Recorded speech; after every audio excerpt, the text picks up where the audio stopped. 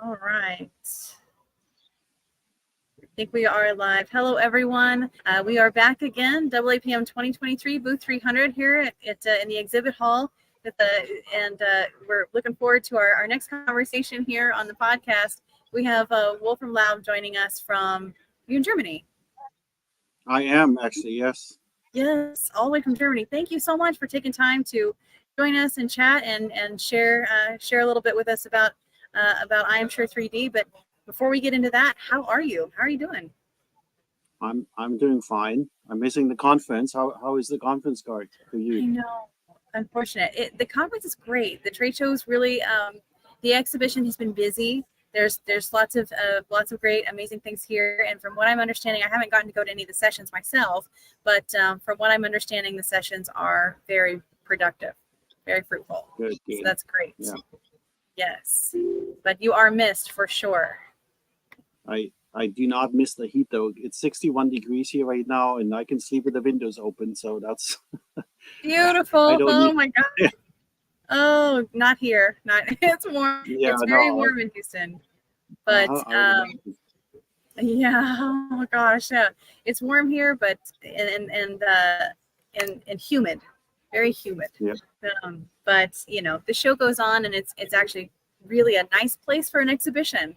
There's lots of restaurants and it's a close proximity for lots of hotels, so it makes it very convenient.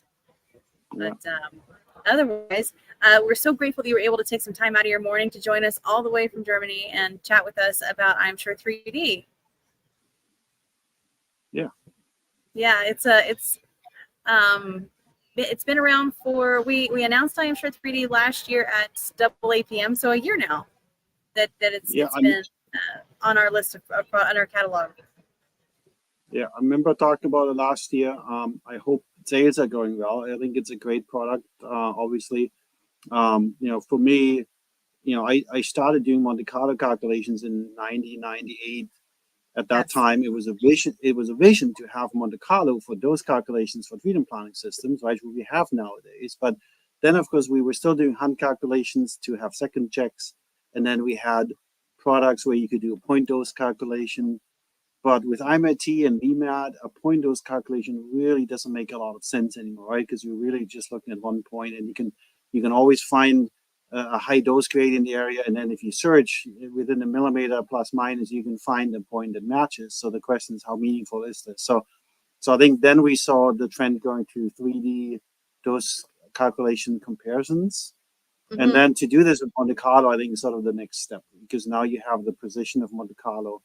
And I would, if you have a treatment planning system and you have a lean accelerator that's already commissioned, and you want to purchase, the Monte Carlo tool, I'm sure, you have to submit your beam data that you collected during commissioning. That will already give you sort of a second check of your commissioning data, of the integrity of your commissioning data, because obviously to create the beam model, and I'm sure they will look at your data, the company will look at the data, and if there's any inconsistencies, if the data doesn't match baseline data, benchmark data, they will reach out to you and say, hey, we noticed a shift in your PDDs or whatever it might be. So I think that in itself is already very valuable, to have this reassurance that you have good commissioning data that you're using for your lean accelerator, for the treatment planning, right? And then to have the Monte Carlo second check, obviously, I think it's great. So it makes me feel very old, because, when I was doing my PhD, computers would have been way too slow. And now it's like, yep, now we even have it as a second check feature. So it's great to see that. Yes. Yeah. Advancements are everywhere. I feel like this whole week I've been kind of smashed in the face with advancements in technology. Refreshing to see. Things are still growing and developing at light speed, but the Monte Carlo second checks are something that I'm hoping to see more implementation of. Yeah, and it's my understanding is it's you can have it for CyberKnife, you can have it for Variant, for Lecter Linux, I believe for Tomo as well, right? So it's a very universal tool that you can use for whatever lean accelerator you have, right? Yes. Yeah. Lots of applicability. Yeah, and especially with CyberKnife, I remember doing CyberKnife when I was at Johns Hopkins, and we had a calculation program to do second checks. Mhm. It calculates those for each point for each beamlet, but each beamlet could be off by 10-12%, right? Because each beamlet only gives very little dose. So you look at the total dose, and the total dose in the second calculation tool was sort of matching typically what was calculated with the CyberKnife planning system. But I think to have a full 3D validation with Monte Carlo it would be valuable, especially with Really? CyberKnife where precision is key, right? So Yeah. Yeah. From when it comes to somebody, a clinic, a staff, or a physicist who's interested in implementing, I am sure 3D or for their second check, what does the time frame for implementation typically look like? well, I mean, it's not like you have to do your own B modeling, right? You send your commissioning data in for the B modeling, and then you get the B model back, right? And like I said, if any questions come up, if the B model, the modeling team has questions about the data that's submitted, they will reach out to you. So obviously, assuming you have good data, I think the B modeling process should not be very time consuming. And the software itself, I mean, I would say, I don't know what training courses you offer. Like, I would imagine in 2 hours you can learn how to use the software, right?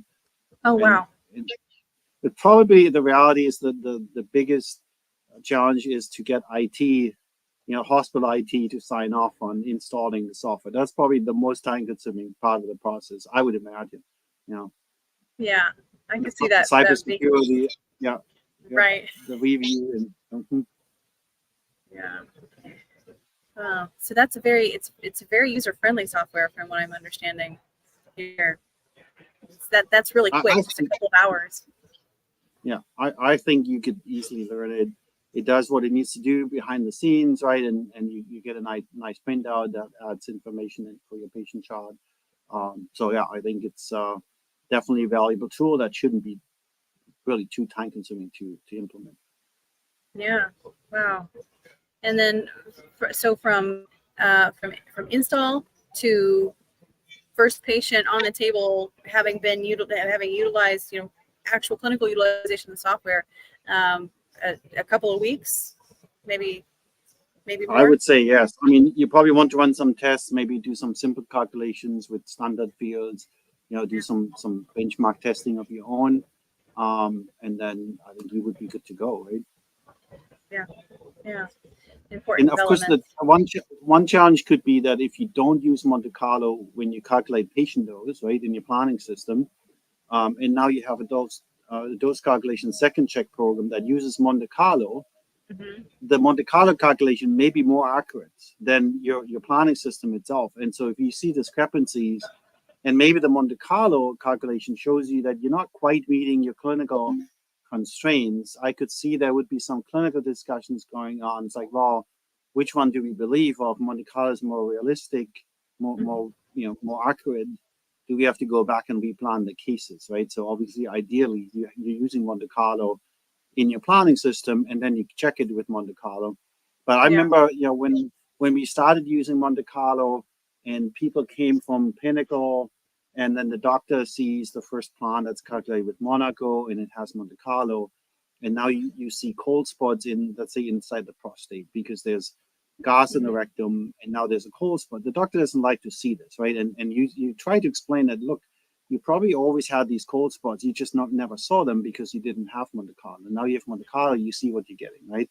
And that can be a challenge because their clinical experience is based off the type of calculation they're familiar with.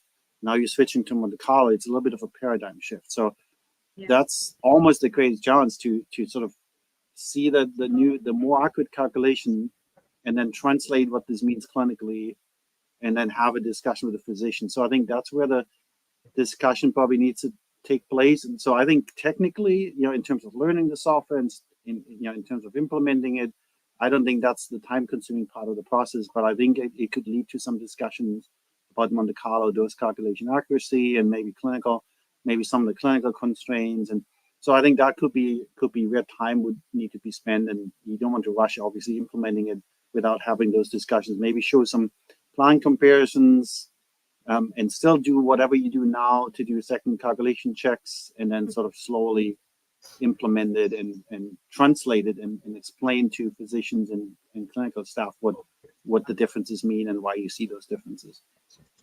But if it leads to improvement in the planning itself, right, then that's a good thing. So, I mean, that's what it's all about. It's like, the next to bring things to a higher level.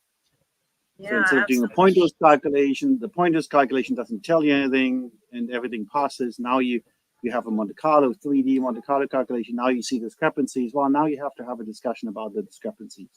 Well, that's what you want. You want that discussion so you can improve your program, I think. Right. Yeah, it's always good to open up those conversations and see the potential for improvement, and then have the tools there to recognize and make adjustments. Yeah. Yep, the tools and the budget, right? Right. Yeah, so tools and then pathway forward for sure. It's really something to have the ability to do some of the things we can do now. Right? Kind of see where the gaps are and be able to implement these programs to fill those gaps. Absolutely, yeah. Yeah. And again, Monte Carlo is available, or Accura's or whatever those calculation algorithms are available nowadays are very accurate, but a lot of clinics still use AAA or they use collapse cone. And so I think to have this tool as a secondary calculation check could lead to the discussion that maybe it's time to switch to more accurate dose calculation. So more accurate planning systems or to the calculation algorithms in the planning system that are more accurate. And I think that would be great if that would be the outcome would be someone using Monte Carlo for the initial planning because of I am sure then that's a good outcome, right? You can't deny that. Yes, if it causes a shift in practice that leads to more successful and more accurate, safer treatment planning, then that's the goal. Exactly. Right? Yep. Yeah. My goodness. Well, I know we've had some folks here in the booth today asking about I'm Sure 3D and asking about all the new ways that we're kind of adding to the technological opportunities for improving treatment practices. And I know we may have some questions online here from our virtual audience. So I'll check and see what we have in the comments section really quickly. I don't see anything in any questions in the comment section right now, but if we do, I will be sure and pick your brain so we can get the best possible answers out there. But we're here in booth 300 in the exhibit hall, and then there's loads of information about I Am Sure 3D on our website, standardimaging.com as well. Yeah, and we so my company Aspect Solutions, we have a booth as well. I don't know the number of the booth, but I would encourage every physicist to stop by. We're always looking for talent. Yes, I believe your number is 404. I spoke with Brian yesterday. Okay. All right. He was on. He did a live with me, Brian Pellegrini. So yes, if you're in the exhibit hall, stop over at Aspect Solutions booth as well. It's just on the other side of the curtain from us. So they're just a few feet away, and I know he'll be great, happy and excited to chat too. So I'll throw that out there for anybody who's listening here in the exhibit hall, but then also our virtual audience here. If you're in the Houston area and you have a chance to stop by the exhibit hall, Aspect Solutions booth just around the corner, and then Standard Imaging is right here up front as well. So we've been excited to. Everyone should come to your booth first and then join out, then come over to Aspect, right? Either one. Stop by both. But we've been excited to have quite a nice turnout. I feel like that we've had quite a bit of booth traffic here today and yesterday in the 2 preceding days. It's been really a nice turnout, a nice show. I'm glad to hear that it's busy because that makes it more valuable for everyone, I think. It does. Networking and the information sharing and the conversations are always better, in person, obviously, I feel like. But I certainly appreciate you taking time out of your morning, evening now, right? It's evening, probably evening there. Your evening there to pop on here and join us live in the exhibit hall. It really means a lot to us, and we're grateful for the information about I'm Sure 3D, and we'll be looking forward to hearing from you again in the future, hopefully. Sounds good. Hey, enjoy the rest of the show here. Yes, absolutely. We'll be here in booth 300 for the rest of today, and then today's actually a long day, so they've extended the trade show hours all the way to 6 p.m. locally.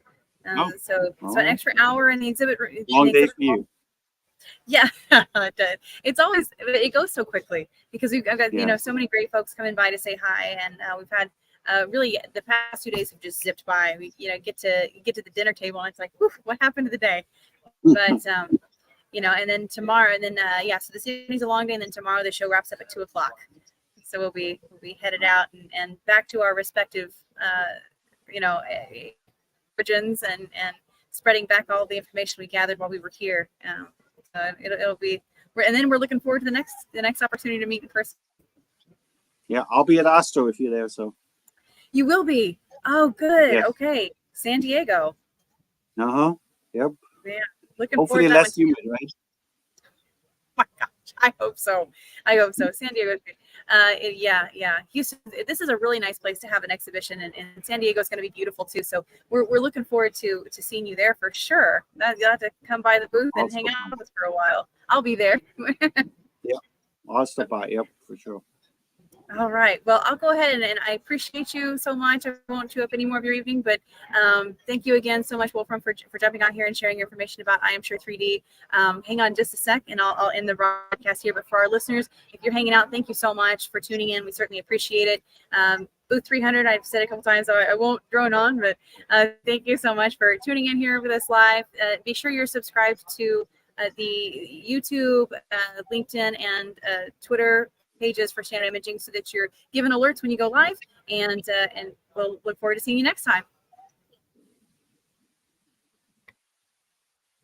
Okay.